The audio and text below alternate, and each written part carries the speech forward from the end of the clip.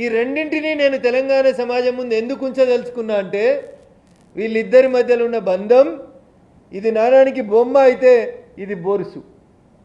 రోజు చూడండి మీరు రేవంత్ రెడ్డి తిట్టిన దానికంటే ఇంకో 2 ఆకులు ఎక్కువ తిట్టాలని కేటీఆర్ గారు ప్రయత్నం చేస్తున్నారు. I don't have any problem. నేను ఇందాకే చెప్పిన కేటీఆర్ నాకేం చుట్టం కాదు, రేవంత్ రెడ్డి నాకేం బంధువు కాదు.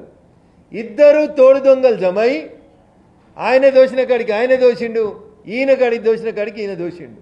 అందుకనే తెలంగాణ సమాజానికి నేను చేస్తున్న అప్పీల్ ఏంటంటే వీళ్ళిద్దరూ పోవాలి, డబుల్ ఇంజన్ సర్కార్ రావాలి. అప్పుడు మాత్రమే భారత ప్రభుత్వంకి వచ్చేటువంటి పైసలకి మేము సేవకులుగా నిలబడతాం, పరిరక్షకులుగా నిలబడతాం, తెలంగాణ సమాజానికి న్యాయం చేస్తాం తప్ప ఇంకొకటి కాదు.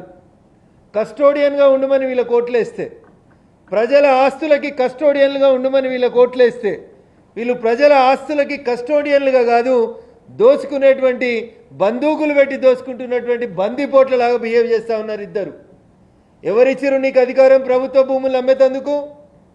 నువ్వు ఎన్నికల సమయంలో అలవిగాని హామీలు ఇచ్చి రాష్ట్ర ప్రభుత్వ ఖజానా ఖాళీగా ఉందని తెలిసి నువ్వు నియోపోలిస్లో 10 ఎకరాలు అమ్మితే మీ పార్టీ ఎమ్మెల్సీ 100 కోట్లకి ఎకరం కొంటాడు.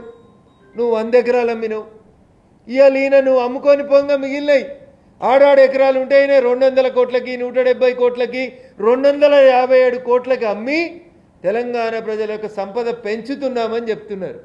అసలు ఈ అమ్ముడు కొనుడు అనేటువంటి సంస్కృతికి తెరలేపింది టీఆర్ఎస్ అయితే, తలుపులు తీసింది కిటికీలు తీసింది టీఆర్ఎస్ అయితే, తలుపులు తీసింది కాంగ్రెస్ పార్టీ. అందుకనే తెలంగాణ సమాజానికి నేను సవినయంగా చేసేటువంటి అప్పీల్ ఏంటంటే, 2 అవినీతిలో అన్నదమ్ములు, ప్రజా సమస్యల్ని పక్కదారి పట్టించడంలో అన్నదమ్ములు, దోచుకోవడంలో అన్నదమ్ములు, బూతులు తిట్టుకోవడం లోపల కూడా అన్నదమ్ములే. రేవంత్ రెడ్డి ఎంత తిట్టిండో ప్రతిపక్షం నుండి ఇలా కేటీఆర్ గారు కూడా అదే చదువుకున్నాడు అనుకుంటే అదే బూతు పురాణాన్ని మొదలు పెడుతున్నాడు. అందుకని నేను తెలంగాణ సమాజానికి ఏం విజ్ఞప్తి చేస్తా ఉన్నా అంటే, డబుల్ ఇంజన్ సర్కార్ వస్తే మాత్రమే తెలంగాణ లోపల అభివృద్ధి సాధ్యమవుతుంది. కాబట్టి తెలంగాణ ప్రజలారా ఒకసారి ఆలోచించండి. ఎకరాకి 1,50,000 ఎస్ఎఫ్టీ ఇస్తున్నోని మీద, ఎకరానికి 46,100 ఎస్ఎఫ్టీ ఇస్తున్నోని మీద, ఇద్దరి మీద కూడా నేను ఈరోజు సెంట్రల్ విజిలెన్స్ కమిషన్కి ఒక ఉత్తరం రాస్తూ టీఆర్ఎస్ హయాంలో జరిగినటువంటి ఈ ఒప్పందం మీద, ఇప్పుడు యూనిటీ మాల్ పేరిట భారత ప్రభుత్వం ఇచ్చినటువంటి దీని మీద, ఈ రెండింటి మీద కూడా విచారణ జరిపించాలని కేంద్ర దర్యాప్తు సంస్థలన్నింటికి కూడా నేను ఈరోజు ఒక అప్లికేషన్ రాయడం జరుగుతూ ఉంది. మా విజ్ఞప్తిని మన్నించి ఖచ్చితంగా వీటన్నింటి మీద కూడా ఇన్వెస్టిగేషన్ ప్రారంభించాలని సెంట్రల్ విజిలెన్స్ కమిషన్కి నేను రిపీటెడ్గా అప్పీల్ చేస్తూ ఉన్నా. వాళ్ళు ఒకరు మంచోళ్ళు, వీళ్ళు ఒకరు చెడ్డోళ్ళు అని చెప్తలేను. ఒక ఆయన 100 రూపాయలు దొంగతనం చేసిండు, ఇంకొక ఆయన 1000 రూపాయలు దొంగతనం చేసిండు. అందుకనే రేవంత్ రెడ్డి గారు అధికారంలోకి వచ్చినాక మాట మార్చిండు, తన అభిప్రాయాల్ని మార్చుకున్నాడు. ఒక దగ్గర కాదు, 100 దగ్గరలో. రింగ్ రోడ్ టెండర్లలో కుంభకోణం అయింది, మర్చిపోయిండు రేవంత్ రెడ్డి గారు. ఫార్ములా ఈరేస్ కార్లలో కుంభకోణం అయింది, మర్చిపోయిండు రేవంత్ రెడ్డి గారు. కాళేశ్వరం కాదు కూలేశ్వరం అయింది, 1,00,000 కోట్లు పోయినాయి, మర్చిపోయిండు రేవంత్ రెడ్డి గారు. ఎందుకు మర్చిపోయిండు? ఏం సంబంధం ఇది? కేటీఆర్ చెప్తాడు రేవంత్ రెడ్డి వల్ల బామ్మర్ది కాంట్రాక్ట్లు వచ్చినాయని చెప్తాడు. రేవంత్ రెడ్డి చెప్తాడు కేటీఆర్ వల్ల బామ్మర్ది డ్రగ్స్ తీసుకుంటున్నాడు అని చెప్తాడు. వీళ్ళు ఒకరిని ఒకరు తిట్టుకోవడానికి, ప్రజల దృష్టిని మరల్చడానికి వాడుకుంటారు మీడియాని తప్ప ఎక్కడ కూడా ఒక్క దాంట్లో వీళ్ళకి నిజాయితీ లేదు. ఒక్క కేసు కూడా ఇన్వెస్టిగేషన్ ముందుకు పోతలేదు. అందుకనే మళ్ళొకసారి నేను అటు కాంగ్రెస్ ఇచ్చినటువంటి యూనిటీ మాల్ మీద, ఇటు టీఆర్ఎస్ ప్రభుత్వం ఇచ్చినటువంటి ఈ కన్స్ట్రక్షన్ కంపెనీ మీద, ఈ రెండింటి మీద ఖచ్చితంగా సమదృష్టితోటి ఇన్వెస్టిగేషన్ చేయాలని చెప్పి సెంట్రల్ విజిలెన్స్ కమిషన్కి ఈరోజు లేఖ రాస్తా ఉన్నాం.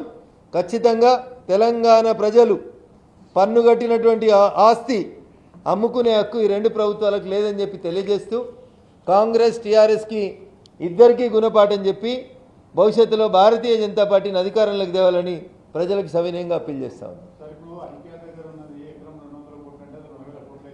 257 కోట్లు. ఏదంటున్నారు?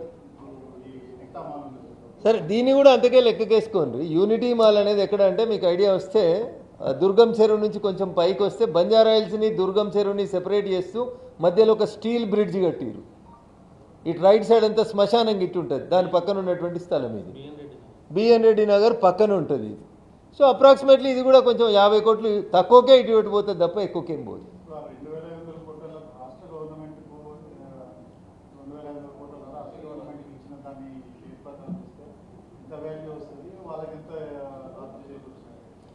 ఏనా ఏ ప్రైవేట్ కాంట్రాక్టర్ తోటి లేదా భూమి డెవలప్మెంట్ అగ్రిమెంట్ చేసుకుంటే ఇచ్చేటువంటి దానికంటే మీరు 50% తక్కువకి ఇచ్చేసిరు అగ్రిమెంట్. మై క్వశ్చన్ ఈ స్ట్రైట్. మీరు అధికారంలో ఉన్నప్పుడు 46,100 ఎస్ఎఫ్టీ తీసుకునేందుకు ఒప్పందం చేసుకున్నారు. ఈరోజు వచ్చిన కాంగ్రెస్ 150,000 కోసం ఒక అగ్రిమెంట్ చేసుకుంది. 46,000 ఎస్ఎఫ్టీకి 150,000 ఎస్ఎఫ్టీకి మధ్యలో ఉన్న తేడా ఎంత అనేది గమనించారు. ఈ తేడా ఎటుపోయింది? మీరు ఆ రోజు 46,000 చేసుకున్నది కరెక్టే అయితే ఈరోజు 150,000 వస్తున్నది అవినీతి ఎట్లయితుంది? ఒకవేళ ఇది అవినీతి అయితే దాంట్లో కూడా అవినీతి జరిగిందని ఒప్పుకోవాలి కదా, దాని మీద కూడా విచారణ చేయమని అడగాలి కదా. కానీ నేను చేస్తే కరెక్ట్, మీరు చేస్తే తప్పనడం తప్పు. మీరు ఇద్దరు దొంగలే.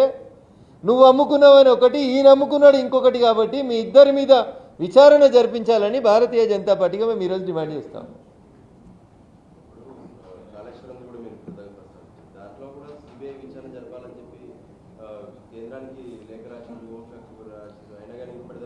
నేను చాలాసార్లు మన మీడియా మిత్రులను అడిగినాను, మళ్ళీ ఒకసారి మీ ద్వారా ఢిల్లీ నుంచి అడుగుతా ఉన్నాను.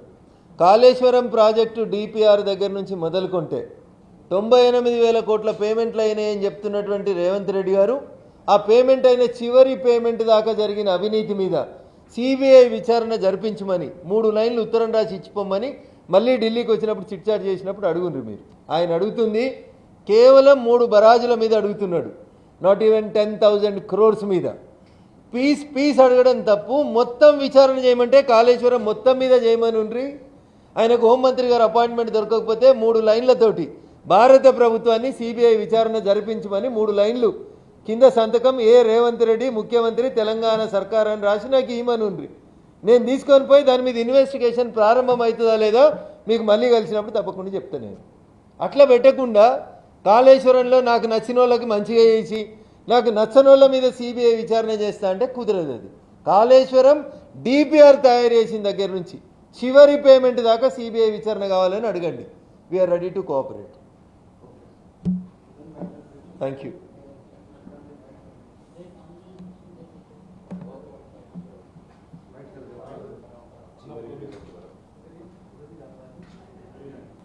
Okay, sir.